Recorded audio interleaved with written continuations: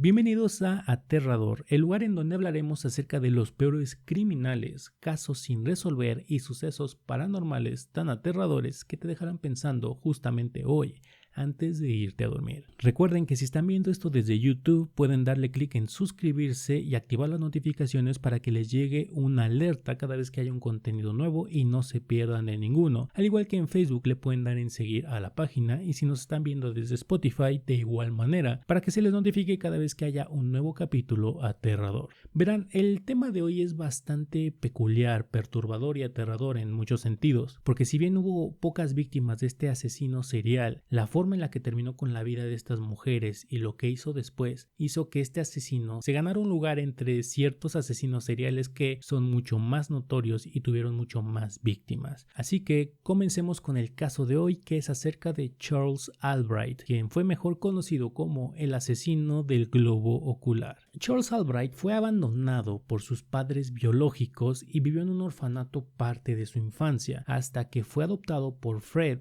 y Dell Albright. Cuando en una visita a este orfanato, ya que ellos no podían tener hijos, pues visitaron varios orfanatos hasta que dieron con el orfanato donde se encontraba Charles y decidieron adoptarlo. Por todo este tema de pues que Charles había sido abandonado de pequeño y pues que había vivido en orfanatos hasta que fue adoptado por sus padres, él tenía muchas deficiencias en cuanto a temas educacionales, no sabía leer bien, realmente era muy tímido, entonces pues no se desempeñaba de la mejor manera académicamente hablando. Pero para su suerte o su fortuna, su madre adoptiva llamada Dell era una maestra. No solamente era una madre bastante cariñosa, sino también era muy exigente. Le tenía horarios a Charles para todo lo que tenía que hacer durante su día, horas específicas para desayunar, para limpiar su cuarto, pero a su vez era muy cariñosa y muy sobreprotectora con Charles, ya que lo apoyaba en cualquier cosa que quisiera hacer. Y es aquí cuando llegó a la adolescencia y Charles empezó a mostrar cierto interés en la taxidermia, que si no sabes qué es la taxidermia es básicamente el conservar los cuerpos de los animales muertos, aunque realmente no los cuerpos completos, sino la piel y el pelaje exterior de estos animales para conservarlos en alguna posición y tenerlos ahí en tu casa. Esto de la taxidermia está mal visto por algunos círculos que más lo relacionan con el tema de lo que es la cacería de animales, ya que la taxidermia se usa en muchas ocasiones como una especie de conservación de los restos de los animales cazados para tenerlos como trofeos en las salas. Digo, muchos han visto a lo mejor alguna película o una serie en la cual tienen adornada la sala principal quizá con las cabezas de los animales o con los cuerpos completos de algunos animales en alguna posición así como de ataque para mostrar lo valiente entre comillas que son las personas de esa casa que cazaron a ese animal. Aunque también está la otra corriente, si quieren verlo así, de la taxidermia, que es el conservar los cuerpos de los animales fallecidos de muchas personas que tenían un gran cariño con esos animales, quizá animales que tenían de mascotas o animales de granja que pues se ganaron el cariño de las personas que eran sus dueños. No sabemos realmente cuál de estas dos corrientes de pensamiento, si quieren verlo así, acerca de la taxidermia fue lo que llamó el interés de Charles, pero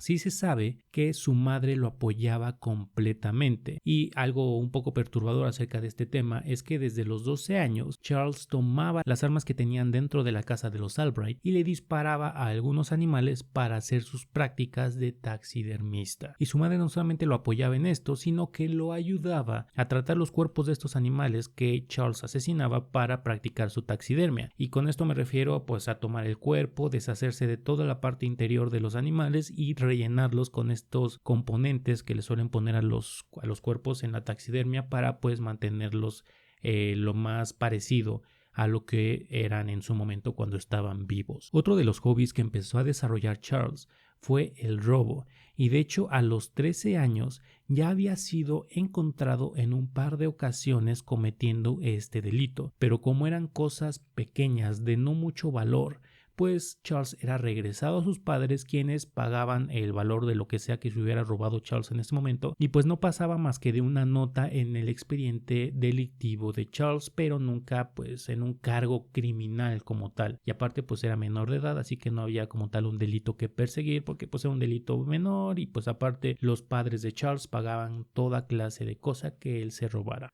Por lo que les comentaba que la madre de Charles lo educaba de manera privada y aparte él tenía estudios en una escuela pública, pues los conocimientos académicos de Charles crecieron muy rápido e hicieron que Charles a los 15 años pudiera ingresar a una universidad. Lo que él quería era ser médico, así que tenía que pasar primero por una etapa de 2 años en las cuales les daban los conocimientos de médico general, si quieren verlo así. No era tal cual como actualmente que puedes salir tú como médico general, sino que en ese momento te daban 2 años de conocimientos médicos generales y bien tú podías acabar como enfermero, dentista, médico cirujano. O sea, eran 2 años que tenían que cumplir todas las personas que quisieran estar en algún área médica. Así que esa era su tirada, pero a los 16 años fue arrestado nuevamente por robo. No se sabe exactamente qué fue lo que robó, pero como ya tenía un expediente delictivo y como ya tenía 16 años, no se la perdonaron en esta ocasión. Fue expulsado de su escuela, de donde estaba estudiando medicina, y fue arrestado y la policía lo llevó 1 año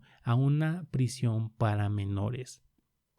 A los 17 años, Charles fue liberado y se inscribió en una escuela para maestros. No se sabe si siguiendo los pasos de su madre o si porque a lo mejor pues su sueño de ser médico ya estaba truncado porque pues lo habían expulsado de una escuela médica por robo. Pero en esta nueva escuela para maestros nuevamente fue detenido porque empezaron a haber algunos robos en la escuela donde él estaba estudiando, y cuando se investigaron estos robos se dieron cuenta que los objetos robados en su mayoría fueron hallados en posesión de Charles, así que nuevamente en esta segunda escuela fue expulsado. Y es aquí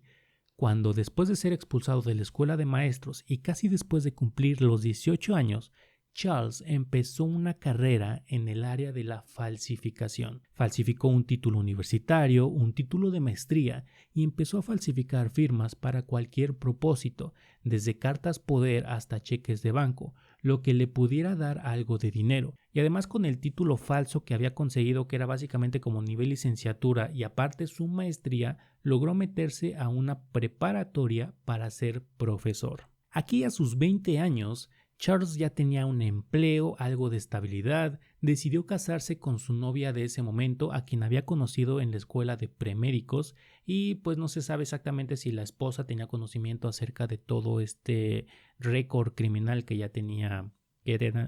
Charles, pero esto no evitó que Charles siguiera falsificando cheques hasta que fue descubierto y fue arrestado. Pero como lo descubrieron antes de como tal cometer un delito como tal de cobrar un cheque o de usar sus falsificaciones en algún delito como tal, pues el único tema que le dieron fue de falsificación de los documentos, pero como no los había usado, simplemente los documentos se le fueron retirados y él fue puesto en libertad, obviamente sumándole otro renglón más a su expediente criminal, pero sin que pisara la cárcel. Y aquí es donde quizá ya pudiéramos hablar acerca de un tema de adicciones, si quieren verlo así, a esto que es la falsificación o el ambiente delincuencial, porque si bien su empleo como maestro en una preparatoria no era el mejor pagado para la época, sí era bien remunerado, y aparte su esposa también tenía un propio trabajo, entonces eran 2 fuentes de ingreso. Y aunque tuvieron una hija, pues eran 2 fuentes de ingreso en los años 60, pues todo era bastante próspero en esa época.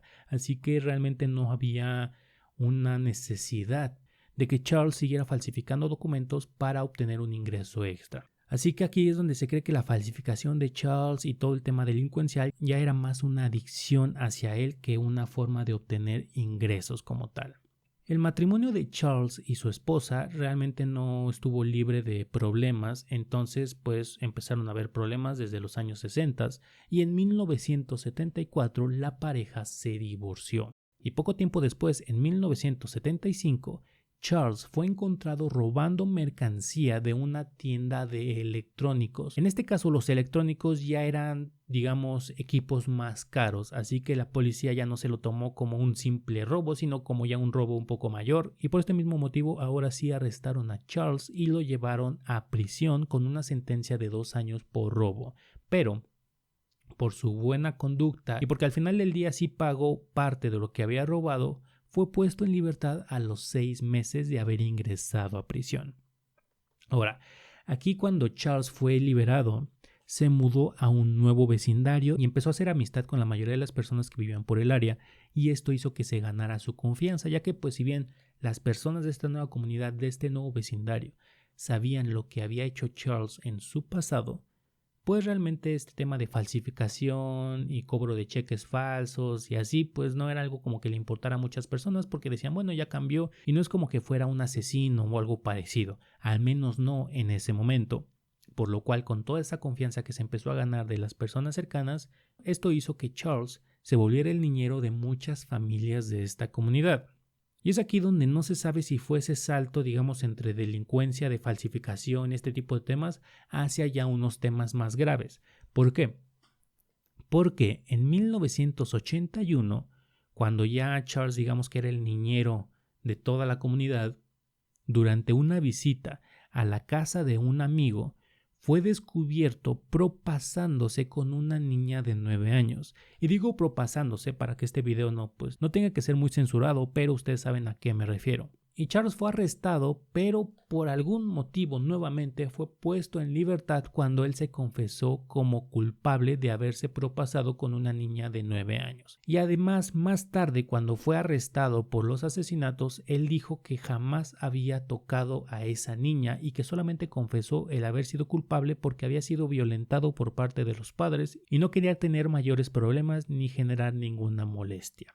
Y es aquí donde también queda la duda de él, si a lo mejor esta niña fue la última víctima, digamos, de este tipo de abusos hacia menores. Porque Charles desde 1979 aproximadamente ya estaba en esta comunidad y estaba trabajando como niñero. Entonces no sabemos realmente si hubo más niños o niñas que hubieran sido abusados por parte de Charles cuando él se supone que era su niñero, sino hasta que fue encontrado por estos padres de la niña de 9 años que fue puesto bajo arresto por este crimen, pero como les comento no sabemos si desde antes ya lo estaba haciendo. Pero bueno, pasaron un par de años y para 1985 Charles estaba viviendo en Arkansas, donde conoció a una mujer llamada Dixie, quien fue convencida por él para que se mudaran juntos, aunque realmente llevaban una relación de un par de meses nada más. Dixie era la que llevaba la carga económica de la casa. En ese momento, Charles no trabajaba o no tenía un trabajo estable, así que Dixie decidió empezarse a hacer cargo de todos los gastos que conllevaba la casa donde vivía con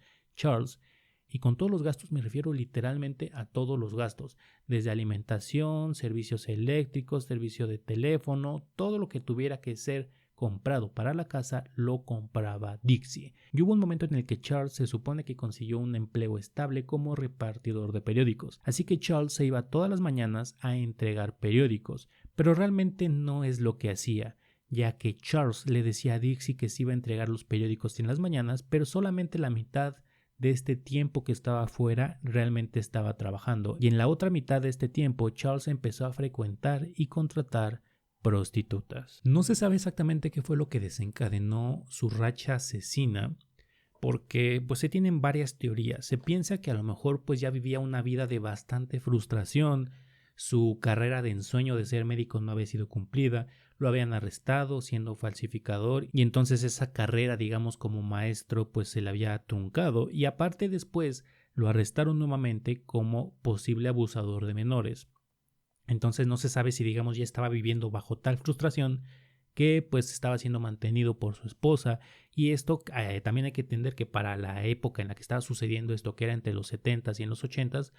muchas personas, en especial muchos hombres, vivían con esta idea del machismo. Así que muy posiblemente todo lo que estaba viviendo en ese momento desencadenó en un resentimiento de su parte hacia las mujeres o hacia el estar sometido por una mujer al final de su vida. Entonces no sabemos si esa fue la razón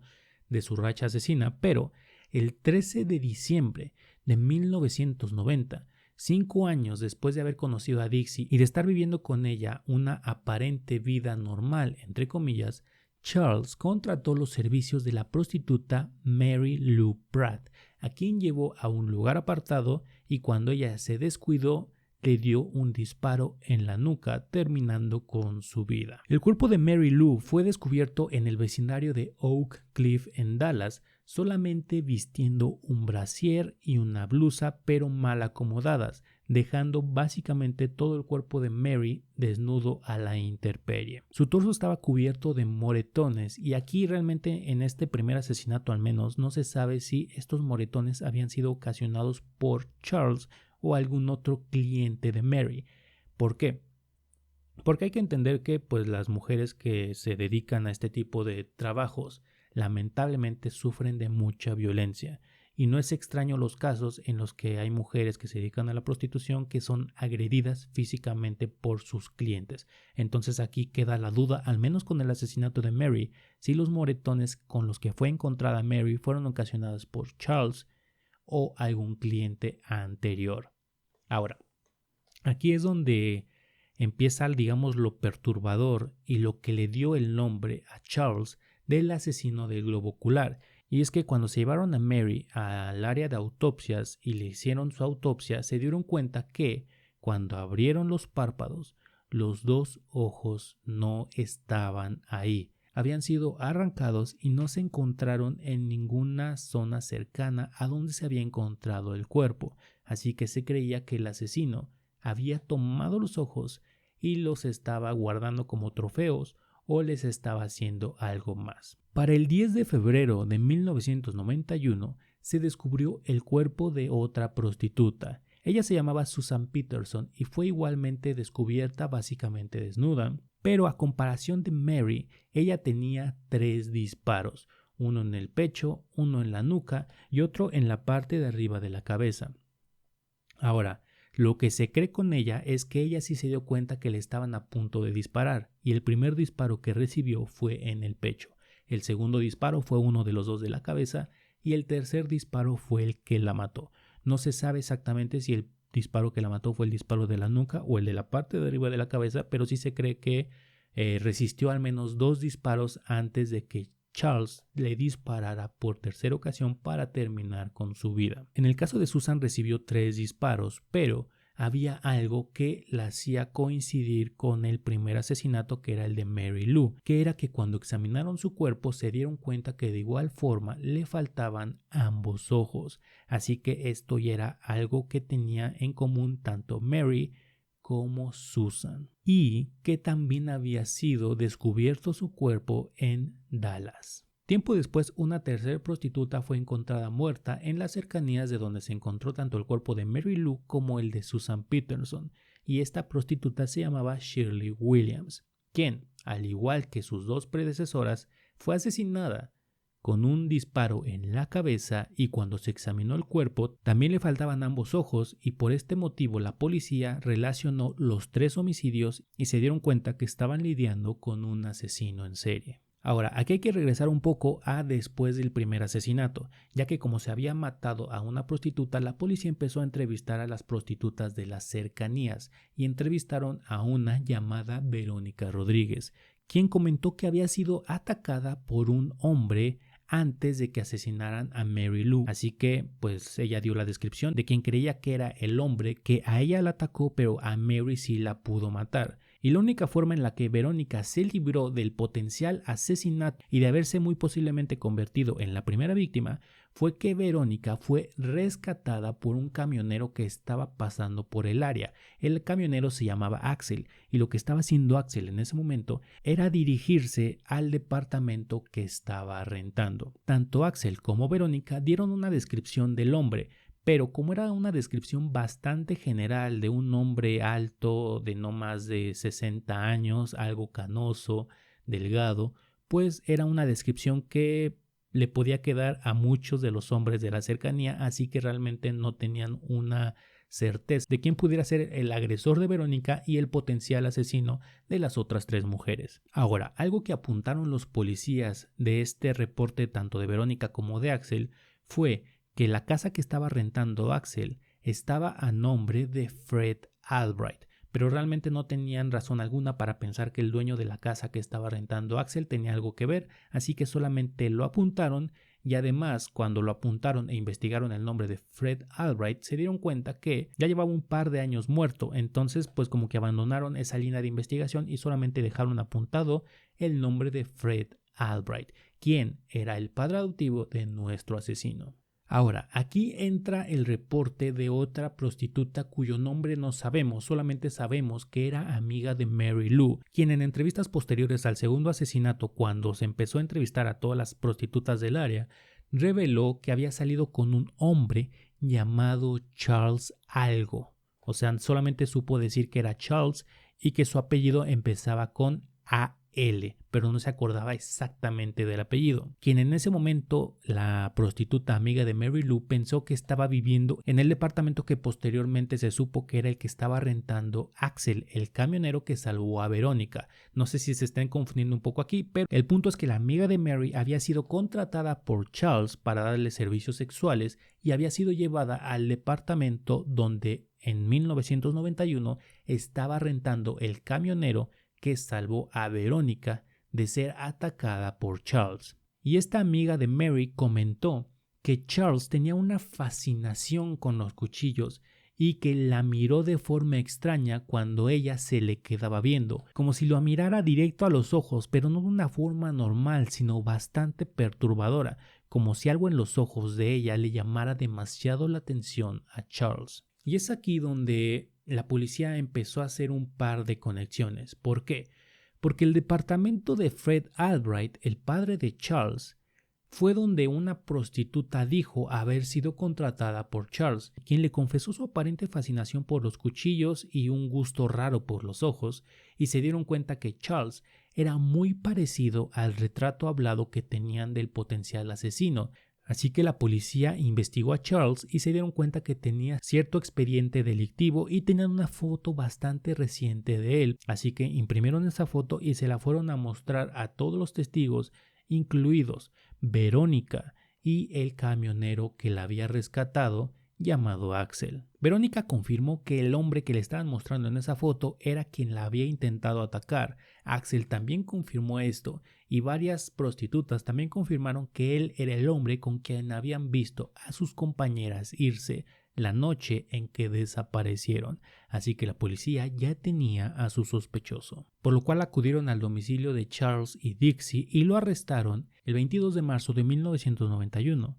Tan solo 12 días después de que se encontró el cuerpo de Shirley Williams, quien era la tercera víctima del asesino. Se inspeccionó la casa completamente, pero no se encontró ningún indicio que lo relacionara con los crímenes. Si bien tenía una colección bastante grande de cuchillos, ninguno se pudo ligar con los asesinatos y además las armas que se encontraban en la casa no coincidían con el calibre que se tenía registrado de los homicidios. Así que si las armas estaban en algún lugar, no era en la casa de Charles con Dixie. Cuando el caso fue presentado al juez, todo parecía indicar que iba a ser desestimado por el juez y el jurado, porque realmente todas las pruebas que tenían eran solamente circunstanciales. No podían realmente confirmar que aunque hubiera sido el último o el penúltimo cliente de las mujeres que habían sido asesinadas, pues realmente hubiera sido el asesino, porque simplemente había testigos que habían visto a Charles irse con estas mujeres, pero no había ninguna prueba que lo vinculara realmente con el asesinato. Y además, en el caso de Verónica Rodríguez, que es la prostituta que había sido atacada por Charles, realmente lo que la defensa dijo fue que pues no sería la primera prostituta en ser agredida violentamente por alguno de sus clientes,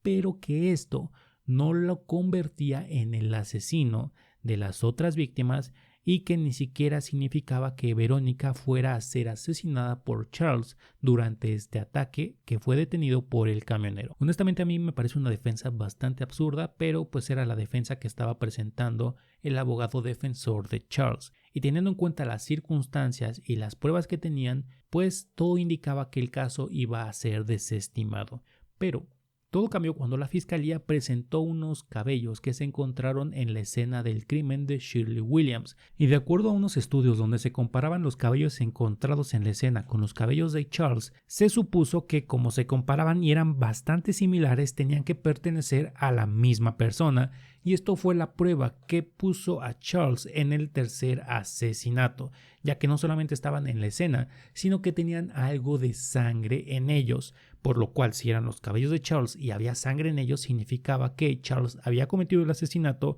o estuvo manipulando el cadáver después de que hubiera sido asesinado, y como esto Charles no lo pudo explicar, pues se consideró como una prueba completa de que Charles había sido el asesino. Pero es curioso aquí hacia dónde se va el caso, porque en pruebas posteriores, ya cuando se le había dado condena a Charles, de manera rara e inesperada, se dieron cuenta que el cabello encontrado en la escena del crimen de Shirley no solamente no era de Albright, sino que ni siquiera era humano y era de un perro. Así que no se sabe por qué fue aceptado o bajo qué principio fue analizado este cabello para que se le relacionara con el cabello de Charles y se le pusiera en la escena del tercer crimen. Pero el 18 de diciembre de 1991, a más de un año de la muerte de la que se cree que fue su primera víctima, un jurado deliberó y lo declararon culpable, pero solamente del asesinato de Shirley Williams, ya que incluso el jurado solamente estaba seguro del asesinato